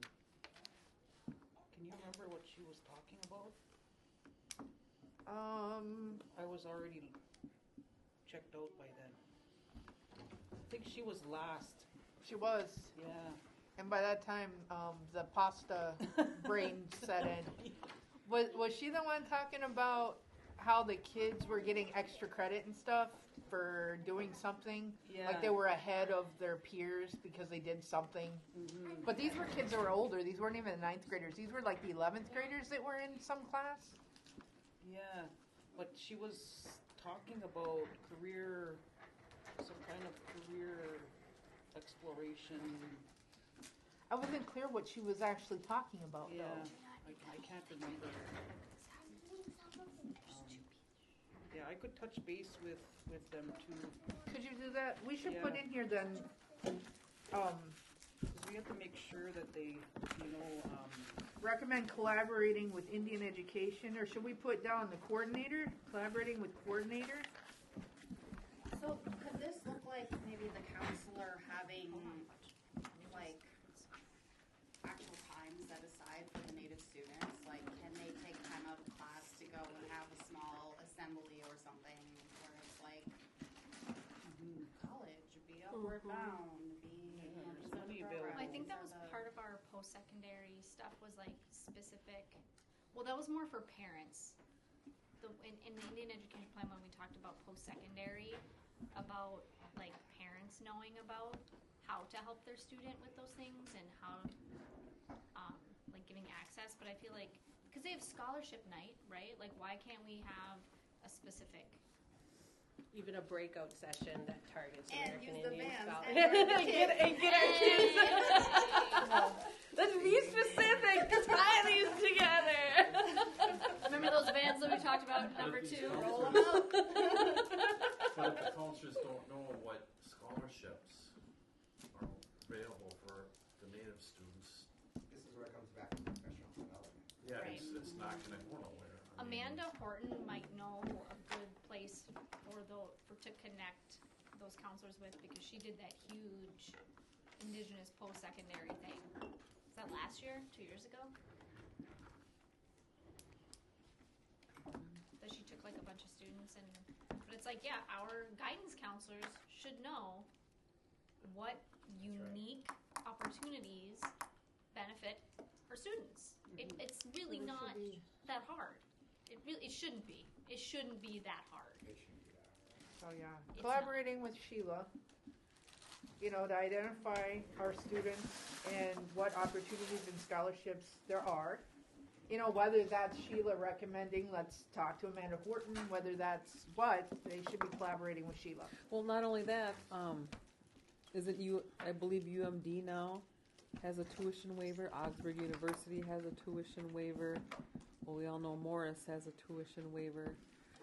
So that's what our students. It was all state. I thought it was all. That's It was what in our families all need of to know. Minnesota That is State. exactly what they need to Minnesota know. That's what they State need to know. So colleges. when they come in 9th grade, they know, okay, let's say I want to go to Morris. Okay, well, I got to make sure my transcript shows this, and then I need to take that ACT. I need to make sure my score is high enough, so because not only do you get the tuition waiver, but you still have to be able to gain the admission into the meet the university. requirements, yeah. You need to still meet the requirements, tuition waiver or not. So that's what our parents need to know. That's what our parents need to be getting their kids ready for. And different exactly scholarships right. that are available that are specific and unique to our students too. Yep. It's like we have, the North Star U of A, the Minnesota State colleges have the tuition waiver, but not all of our students want to stay in state, and there are scholarships that are unique to them. And what is it, the Ethel Curry? Is that the one? I think that's one of That's them. one of them. Yeah. Yep. But it's like, do our guidance counselors know this, or are they just kind of going, well, here's Yeah, here's the Here's Jack what we give Moon. everybody Here's else. the Here's- White here's- Side. Here's yeah. the Here's Salt the Wick. Duluth Superior Community Area Yeah. Foundation website. Go Yeah. have fun. Yeah. Figure out how to write a scholarship essay. There's even tribal-specific scholarships. I know our tribe has it's called the Michelle Chingwa Grant, but I know there's other little Traverse Bay students, I'm sure, within, you know, the district. Grand Portage has one. Yeah. And you only have to be a descendant. You don't even have to be enrolled. So our counselors really should be paying attention to Well, like- where our kids are enrolled. Well, like our kids, I know they've all benefited from the Red Lake. The heck, Oshki, can't even think of the rest of the name. I know. Oshki Majitada program, and they're getting $1,800 a semester. My kids have been, they've taken advantage of that. So I mean, and that's been helpful. You can't use something if you have no idea that it exists. Yeah, and the only reason they do that because I said, hey, go on, you're a Red Lake band member. I said, I know they have this scholarship program. Apply for it. Yeah, it's 27 pages long, but do it. Well, and Worth then, it. well, but Yeah. then here's the thing: the guidance counselor or like somebody help them with that. Help them fill out those forms. Help them, and I think part of that the post-secondary is like having specific sessions for our students of like ACT, SAT, essay scholarship writing stuff like for our students, because when you look at some of those like prompts, it's like how can you take your Indigenous experience and apply that to like what's your greatest because a lot of our kids don't think about those things as like really great amazing things because that's just my life, and I think there needs to be those kinds of resources for our students. And that's one thing our parents need to know. I mean, look at Emma and Cadell. This is something that when they reach 11th grade, 12th grade, when it comes to senior time to start writing for those scholarships, they can say, "Oh, gee, I was a student rep for the AIPAC committee." That's something to work on your high school resume. One thing that would be awesome for our student reps, once they get to graduation, we should really think about having a specific cord that they could wear to represent, like, hey, I served as a student rep. If for 1 year, have it be a red cord. If you served 2 years, you get a red. You could do, if you served all 4, you could have a red, white, yellow, and black cord. But it's like it's probably not an expensive thing, but it would improve that recognition and it would make kids want to be. Right. We went, I don't know, Brenda, 5-6 years where we had no student reps. Part of it, we were in a pandemic, so it was just like day by day for everybody. But I don't think we have had student reps that the students that are here are not children of other members. Because the parents, we had some other parents, those kids are in college, adults now, but it was like, oh, well, I'm coming to the meeting, and like, we want your voice. You could be a student rep, which it's like, we have to. We could have more. Yeah, absolutely. And not that it's bad to have just the West Side, but like we have students who go to Ordean East, ALC. Could have a rep it from each school. Where is that? We could even have middle school reps. Oh, well, Cadell's in middle school. That was one of the things, is it used to say high school. I thought it still said high school. We Secondary. changed it to secondary. It was always secondary. okay. Was it? Okay. But they consider middle school. That was the big discussion. Yeah. What is Yeah. considered Yeah. secondary? Yeah. And we found out that middle school is I considered didn't know secondary. that. So Well, I better get Sam in here. Well, and it's something that it's giving our students voice. They have a place at the table. They feel included. They feel valued. Their opinions and experiences matter. And then they bring that information here, and then they see that reflected in the school, and they're like, my voice matters, and I can make change for myself and my peers. And then it's practicing for when they move out of the school, how to like be at other tables like this, where you start to Yeah, you learn to sit in this kind of setting, in the meeting And setting. we had asked JP for a number of years to like, hey, can you identify any students? And he's like, I have tons of students, but then again, he's like, I have tons of students in mind, but then he's triaging. So we like could never circle back, and so it's like then once again another thing gets put to the wayside because we have a liaison who doesn't have time. I think it would help if we maybe had one student from each like program or location, because then we could at least stagger the attendance too and say, hey, since you're here, can what's happening at East. Yeah. Mm-hmm. Yeah. Because your experience at one building is, I mean, the experience even between like Denfeld and Lincoln is a completely different, Oh, definitely. you know, East and Denfeld, different ALC. Like those students have even more unique needs. You could be a rep. Some of these kids are busy and maybe they might not be able to make a meeting, and then someone else could step Get in. an And alternate, yeah. yep. Mm-hmm. All right, should we move on to number 8? Yeah. Recommend reserving dedicated space. So I'm pretty sure that we don't have dedicated space in some of these buildings, and we don't even have a liaison. So Although they said it's complete.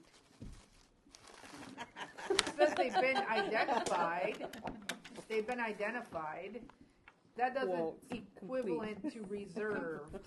So it says they've been identified, but it doesn't say they've been reserved. Well, I think the biggest person that this specifically referred to was Jamie, is because she literally just She like had a in cart. She had a cart where. But there's nobody there now, right? Well, but that's what I'm saying. So maybe they did identify a space, and if there was a liaison there, they could be using it, but there's nobody there. So I'm not saying this is concurrent, but I'm saying they could make the argument of like, well, we have the space. There's just no one there. I've been told there's no space at Myersville. They're for kicking her. people She's- out of It would spaces be at that's just Myersville like, right I'll just now. be sitting in the hallway. Did Susanna say she had a room closet? Yeah. That's what I heard. Yep. Small, it's big enough for a desk, 2 chairs and her file cabinet. So that comes down to, we haven't been giving those what am I calling this? Walkthroughs, those walkthrough opportunities to actually see the spaces that they're saying they have. We have no idea what they are, what they look like. I think I was in JP's office the other day, which is his office in the auditorium space? Is that, or does he have an No, actual office he's- somewhere? Okay. On the second floor. Okay. It's L-shaped, Okay, It's so I all haven't very actually full. even seen that space. It's just like kind of like an L. Just Okay. Like right when you walk into the door, then he has like a little area for like the kids on like. Okay. next to it. Okay. I think Lincoln's about twice the size. Okay. I was Which is gonna perfect ask what because Dustin's space looks like. You don't have 30 kids in at once. He has a whole spot in there and there's that big table. for everyone to Nice. sit. Okay. So there's some spots that do have adequate space and others that don't. So here's what Yeah, and the schools I'm are busting out too. Yeah. hearing. So Where you going?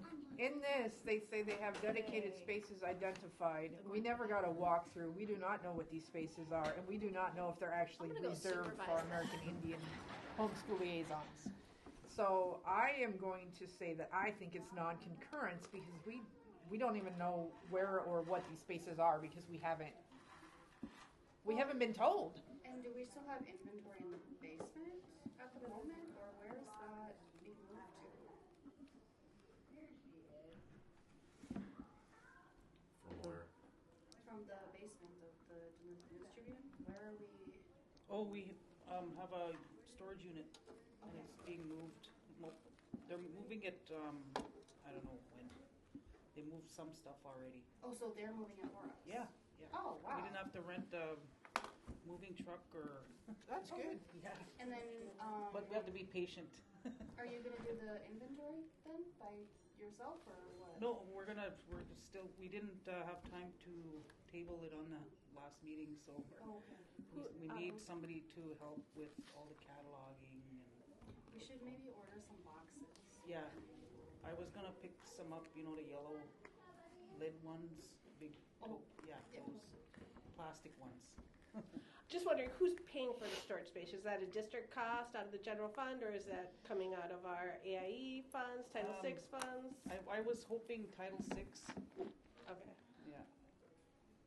So do we all agree that this is non-concurrence because they never gave us the information after they said that they did it? Yeah, we don't even know. We don't know. All it says is complete. Yeah, we don't know. So we're gonna say non-concurrence, and we're gonna ask for those details then. Show us the spaces. Show us the money. All right, number 9. We recommend dedicating district resources to directly support our kids, attendance, academics. Okay, well, I think that is in the last stuff that we've been talking about already. supplement the district plan goals. So. Well, I mean, there's no longer fit. They don't have that. I think we need to have more support staff that are going to be able to help in the immersion environment as well, because they can't have an English-speaking support there. Well, Right, per 'cause how they we're can't allowed to work spend with- our money, if we're gonna do that, we need to have more American Indian students there, or the district is gonna have to pay for like Oh, 90% of that That's person. right. That's right. So that's the way that's gonna have to work if we recommend that. Yeah. Okay, it's either gonna have to be like 90% of the kids there are gonna have to be American Indian, or the district is gonna have to be like 90% of paying that person's wage, and then we can supplement that 10 to 13%. Right. So I don't have a problem with either of those. I just wonder how many of our American Indian students are actually being targeted by these interventionists. Do we have that data? That's Nate's department. So this is. 'Cause he's- So I understand they have many interventionists throughout the district, but I don't know how many of those interventionists are actually targeting our American Indian students. If you guys recall when in the November meetings when they were talking Check and Connect, and they kind of showed us that graph, and primarily the students who were getting that Check and Connect support were non-native, non-BIPOC. And that's where the majority of those interventionists were focusing, and not trying to target our American Indian students, which is how I read our recommendation. Like, who in the district is targeting, and how are they targeting our kids? And the response is like, yeah, you have interventionists. I know you do. How are they targeting our kids? How are they making sure that their caseloads include our kids as a priority? Yeah, and is that the interventionist, is that like when a student is in the planned documented intervention stage of possibly going to be evaluated for special ed services? So. Well, and are they culturally competent? Are they culturally competent? That is a good, Right, like Yes. working with our Good students, there's different ways you communicate. There's different values, there's different incentives, there's different, tying that into the PD. Yep. But it's not just teachers, it's all the stuff, it's like, it's specific, but then it's appropriate for our youth. You may not, because it will probably Checking the definitely. school attendance, and we saw when they did show us the attendance data, our kids are dropping off immediately after 5th grade. We're losing them attendance-wise once they enter middle Do school. not go out I that talked door. to the principal of Denfeld, and I told him that my theory is based on evidence. There are papers about the fact that as soon as kids hit middle school age, so kids of color especially, they are looked at as adults, whereas kids that are white are still looked at as little kids. So I told him, I said, you walk into a room and this tall native kid, tall black kid gets in trouble, and they're talked to like they're an adult. They should know better. They're already guilty. Compared to this white kid, same thing, only he's talked to like he's still a child and still deserves the benefit of the doubt. I said, who do you think's going to come to school? Who do you think's coming to school the next day? And he's like, oh my God, I've never heard of this before. I'm like, well, then you better start reading on the literature, because this is true. This happens to our kids. I saw an Anton Troyer did a clip of a speech that said, when we are in fight or flight, when we are in defense mode, what's our response? Fight or flight. When we have kids who don't go to school, fight, that's obvious. Flight, truancy. Yeah. Why would you be in a space where you are not reflected, respected, and represented? Why would I want to be here? And if I don't feel safe and accepted here, fight or flight. I'm going to leave. Why would I want to learn about my own genocide? And I think here's part of the issue is like many indigenous people, are just in constant fight or flight. That's survival. Well, I think that's that cultural. And that's that piece of that knowledge doesn't get circulated very much in that understanding. Well, not only that, people don't realize some of these kids, if anybody in a high stress mode. I could be already sitting here idling at 60 miles an hour, you know, and all of a sudden something, boom, you know, and there you go. Oh my God, you know, some people are just barely holding it in, and It's like, oh, they're not paying attention. It's like, well, when was the last time they had a meal? Yep. Right? slept. Like, Yep. or slept. And I think culturally responsive might be a better, because can you truly be competent in somebody else's culture? Culturally, I don't know if like culturally responsive might Responsive is a better word. be. Yeah. I don't know if you've ever heard Mary Owen, but she gets mad if somebody says competent.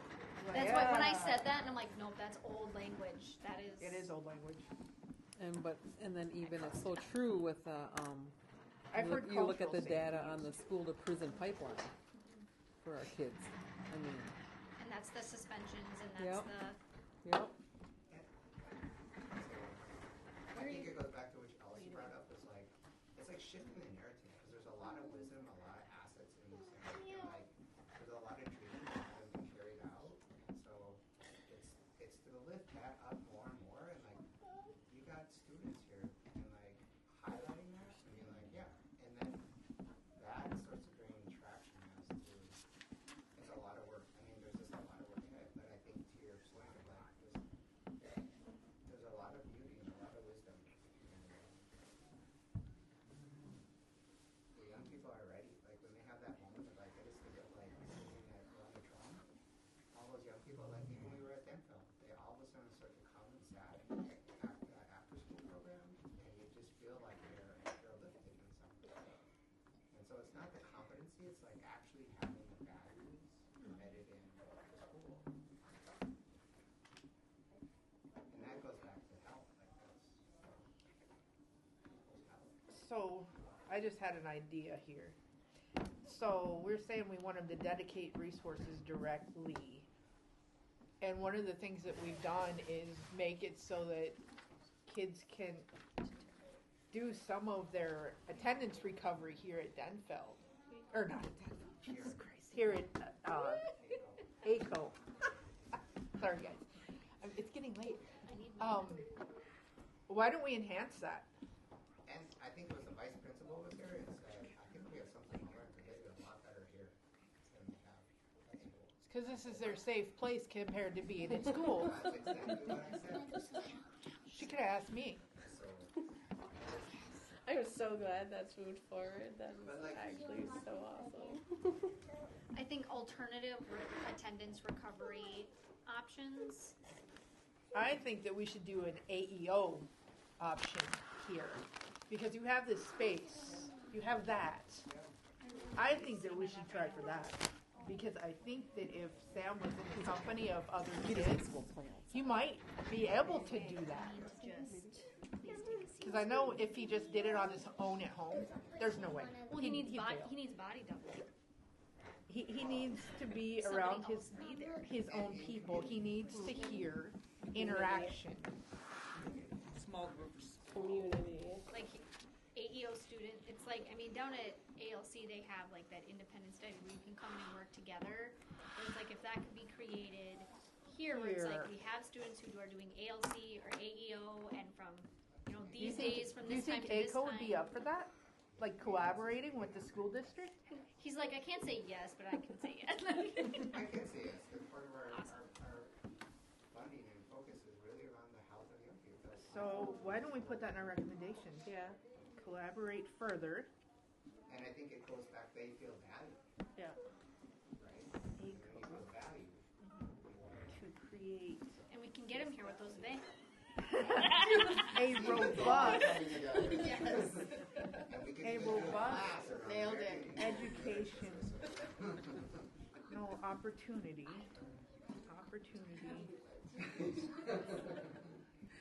that mirrors I think you have to be creative. AEO, ALC, and use those vans.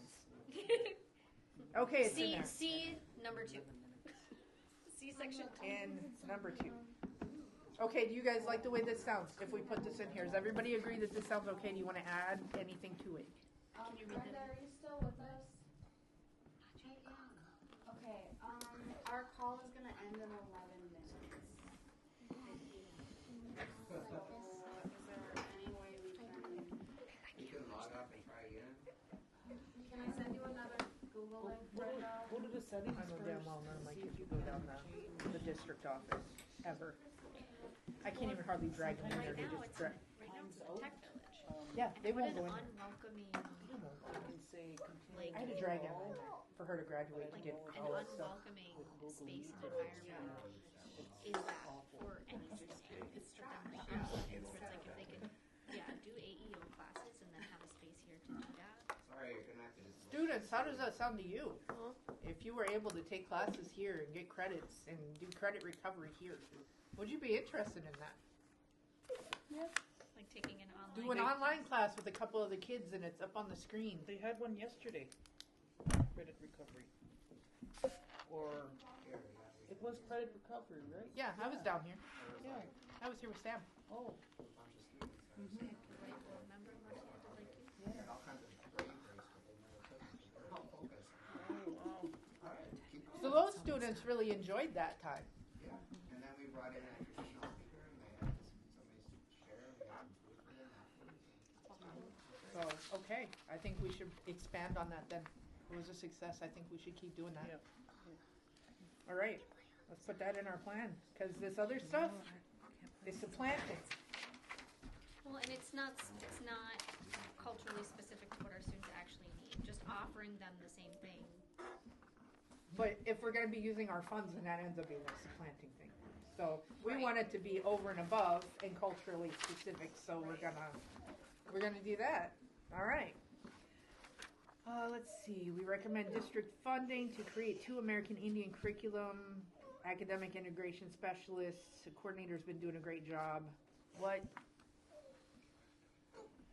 So, So they, curriculum integration specialist. So they've hired that. Okay, so what they're describing here is the Ojibwe language and culture coordinator, but that is not a. Which is Akwayashi. That is not a academic or integration specialist. yeah, that's not that though. Yeah. 2 American Indian curriculum academic and integrations.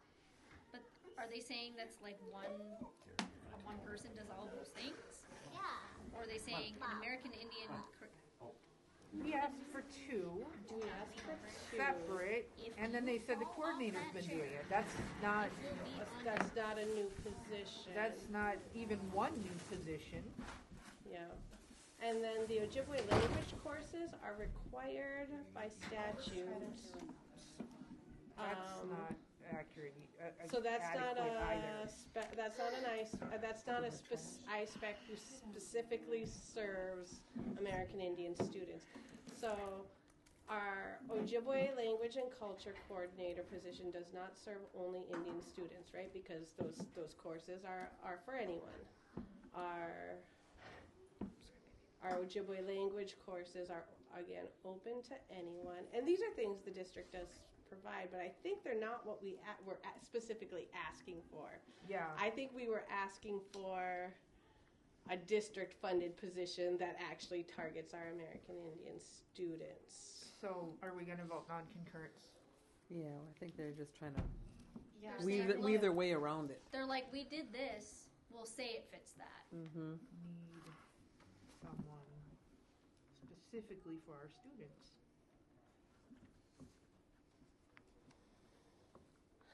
Well, curriculuming academic, like specialists.